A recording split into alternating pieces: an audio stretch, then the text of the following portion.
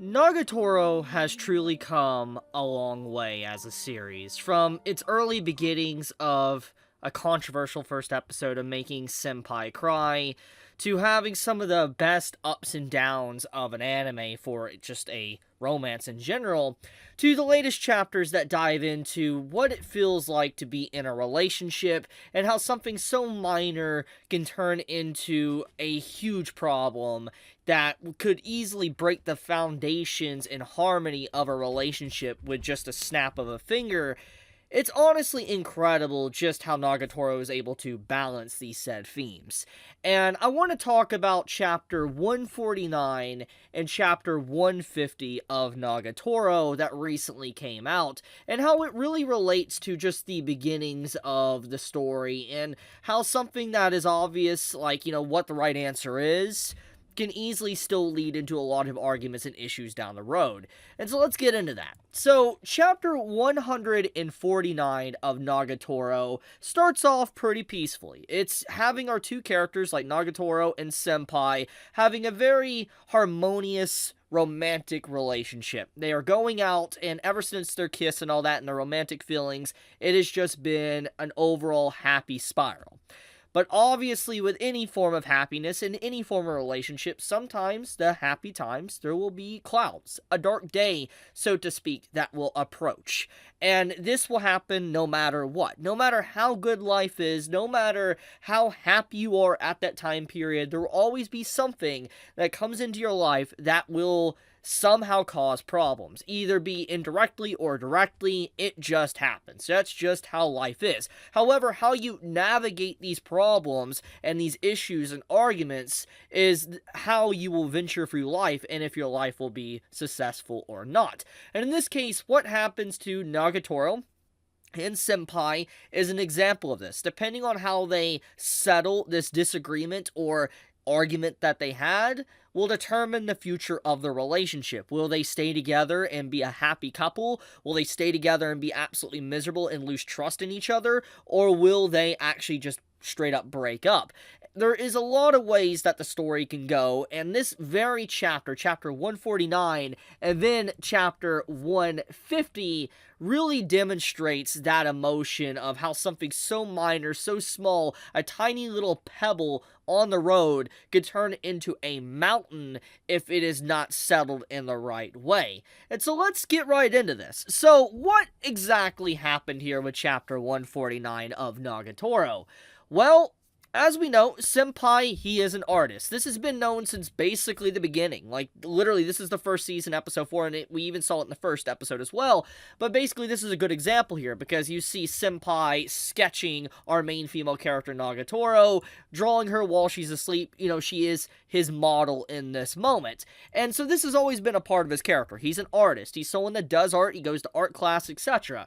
And so obviously, there will be many times when he is in art class, he will have to do things that might be more of the risque than the normal type of art. For instance, having to probably draw nude models, etc. And in this case, Senpai, in one of his classes, a day came up to where he had to do nude sculpting. He had to sculpt an actual person, a nude model, so to speak, on a piece of paper.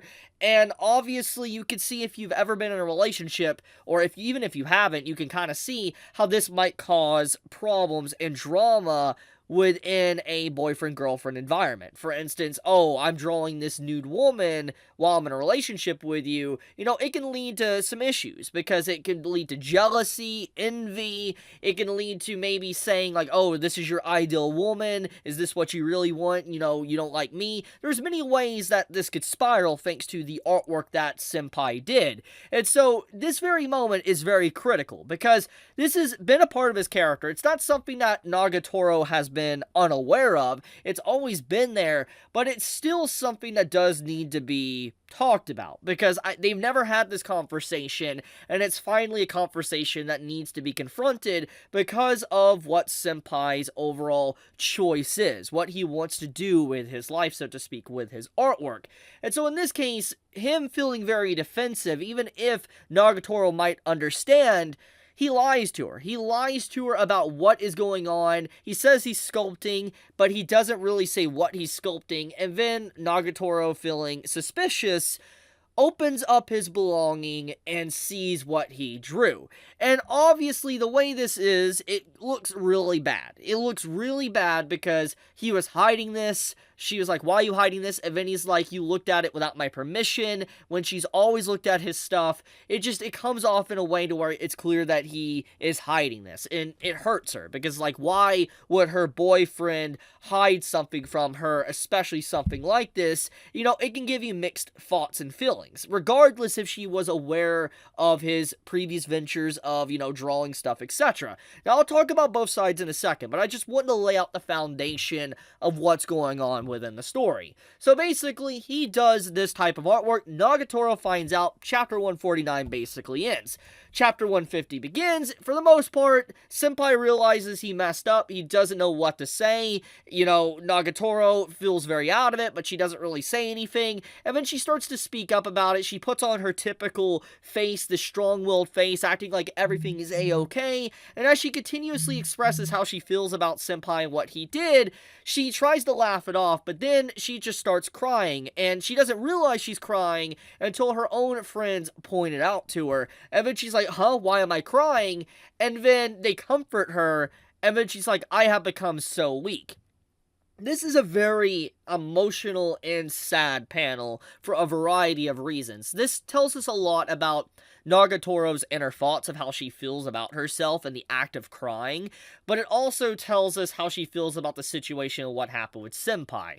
So everything with this is really emotional, and I feel like the way the writing is, at first glance, if you're looking at this from afar and you're not really thinking too much about it, it looks like stereotypical melodrama, romance type stuff going on. That's what this looks like. There's nothing else that you can really gather from it from a far distance if you don't really want to analyze it, but there's nothing wrong with that if you want to read or look at the series like that through that lens. But for those that want to dive in deeper and really get into the nitty-gritty, well, notice what is being displayed here, and that is the fact there is clearly trust issues between the two characters, between Senpai and Nagatoro, and how there is some form of line to where they just don't trust each other. Senpai lied about the artwork. He felt, you know, self-conscious and worried about it. He didn't want to upset Nagatoro, so he lied about it. Even if in the grand scheme of things it was a white lie, it turned into something just so massive like this to where she's breaking down and crying. And even though Nagatoro knows his lifestyle and knows that he's typically doing arts and stuff like this in the past, you know, it doesn't change the fact that, you know, he tried to hide it. She said that, you know, he was looking through his belongings without permission. She felt very hurt by this whole situation. And I feel like what the chapter 150 tries to convey to its audience is that it seems like it's mostly Senpai's fault, which in reality that is definitely not the case. It is not his fault entirely. It's both of their faults. I think Senpai is in the wrong for trying to lie about it, but I think Nagatoro is also in the wrong for going into his belongings without permission. Even if they're boyfriend-girlfriend, there is always boundaries in a relationship, and I think that this is a big thing that does need to be talked about. So let's segue into that. So, Nagatoro crying, obviously, is sad, and it's going to, you know, resonate with a lot of readers here because of just how she's acting in this moment, so very vulnerable and different from what she normally is, this very strong-willed female character that we constantly see throughout the story. She has obviously shown weakness in the past, but this chapter in particular really just goes to show how she currently feels about herself. And Senpai, he didn't want to upset her because they're in a relationship now. So him sketching another woman and making a nude sculpture sketch out of it obviously looks pretty bad, regardless of anything else. And now that he's feeling more self-conscious about it, now that the relationship structure has changed from, let's say, friends to now literally boyfriend-girlfriend, it makes a lot of sense why his very, you know, vibes and how he does things will definitely change, because you're very dynamic with a person changes radically when you're in a relationship. It's no longer just a typical, we're friends, you can grab my food off my table or whatever and eat it, etc., or the typical stuff we've seen from the story thus far between the two characters. They're very dynamic, as forever changed. And if theoretically, I know this is definitely not going to happen, but if they were to break up, their dynamic would change once again. They would never go back to what they once were. So there's a lot of ways to look at this. But anyways, getting into the actual point is that Nagatoro learned the hard way about relationships, and so did Senpai. That they need to be able to deal with these problems in a way to where they could come to a mutual understanding and respect each other and also fall in love with each other. These type of things always happen in relationships, and I'll be honest with you, as someone that's been in a relationship, this has happened. I fully understand this. This type of stuff does happen. It's like, I'm just gonna open up to you guys. I don't talk about this type of stuff, but I'm just gonna, be blunt. In one of my relationships I've had in my life, basically because of the anime content I review, some content can be on more of the ecchi, raunchy side, let's be blunt, obviously that can cause problems in a relationship if someone, you're in a relationship with thinks that, they get jealous of it, etc. So, I fully understand Senpai trying to hide that or not talk about that. It's something I understand. Is it right? No. He shouldn't do that. I'm not saying he's in the right. I'm just saying I relate with him to a degree of some of his actions and why he would do that, because he doesn't want to harm his significant other. While Nagatoro, she obviously thought something really bad was going on and wanted to look, and obviously she looked, and now she has also got herself hurt. And so, let's talk about that. Nagatoro. She has learned the portion of a relationship of boundaries. Just because you are now boyfriend and girlfriend doesn't necessarily mean you have full access to everything of your significant other. There is now boundaries. Things that now are even more have boundaries than they once were than just a friend, because you now will be sharing so much more intimate time with each other. There needs to be some level of boundaries as well in a relationship like that. People that say there should be no boundaries, I think really either have not been in a relationship, they're in a relationship that could potentially turn easily into toxic relationship, or somehow it works out. I mean, there's obviously exceptions, but most of the time I don't think it's good to have a relationship with zero boundaries. I think that's a very bad idea.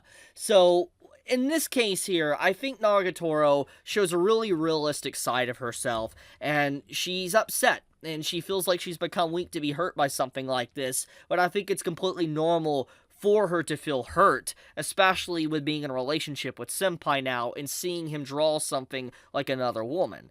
But we need to talk about the answer now to the whole topic. What do they do now? Now that obviously this drama has happened, what needs to be done? Well, obviously, Senpai needs to confront Nagatoro. He needs to apologize for the lies he did. I mean, he is in the wrong regardless of that. He shouldn't have lied. But Nagatoro also needs to understand, if she is upset about the drawing, that is his lifestyle. He is literally an artist. He sculpts stuff, etc. So, if Nagatoro can't overlook that, their relationship is not going to work. Because asking him to stop art is basically saying you don't like the person you got with and you want to change them. That's pretty much what it implies. Is that she didn't like the initial person, she wants to change him to be into her ideal person, so to speak. And I feel like that doesn't come across really good, or even it comes off as toxic. It really is a toxic start to a relationship. So I feel like if she wants him to not do stuff like that, he might be more open about it, but at the same time, it is normal since he is an artist and he's been doing that for a very long time. So I feel like her getting into a relationship with him, she should have known what she was getting into in the first place. So there's a lot of ways to tackle that, so I doubt Nagatoro is going to be upset about that in the grand scheme of things. I feel like, in the most cases, she's going to accept it and understand there's a fine line, but I feel like, that is definitely going to be a big topic of discussion, and if she doesn't accept it, the relationship's not going to work. They're not going to have trust for each other whatsoever, because clearly these two chapters have shown they do not trust each other. That is definitely what this has shown. Now, let's get into Nagatoro's feelings for a second, and her feeling she's weak. It's very sad to see such a strong-willed character that, has always been the pinnacle of just, like, this character happy-go-lucky, etc., just acting like she is in this chapter. I hate seeing it. It's really sad seeing her like this. It's not something you normally see or whatever, and I'm really shocked to see just the depiction of it and how she feels about herself crying, because it feels like we did a complete 180 from, like, the first start of the story. Like, if you remember, Senpai in the beginning of the story, he cried in the first episode thanks to Nagatoro pushing the limits and boundaries too far.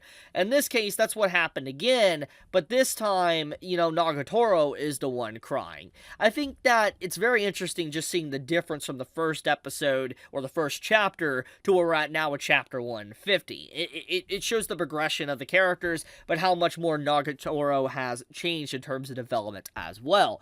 overall, fantastic chapters. I'm curious to see how the chapters are wrapped up with this drama. I mean, I'm glad to see it's not being dragged out for like 5 to 20 chapters. It honestly feels like Nagatoro is coming to an end soon. Like, the way we have the confession, now them going out, etc., it feels like we're speed running towards the end. I don't know if that's the case, but usually when a series does have characters finally get together, it does end pretty quickly after that, maybe in the next 20 chapters. So we will see, but I did want to mention that before I wrap up the video. But thank you so much for watching. If you enjoyed my video and you have similar thoughts to me or different thoughts on the 2 chapters, let me know in the comments below. I'm legitimately curious. I would love to read them. But be safe, stay healthy, and I love you guys. Chibi out.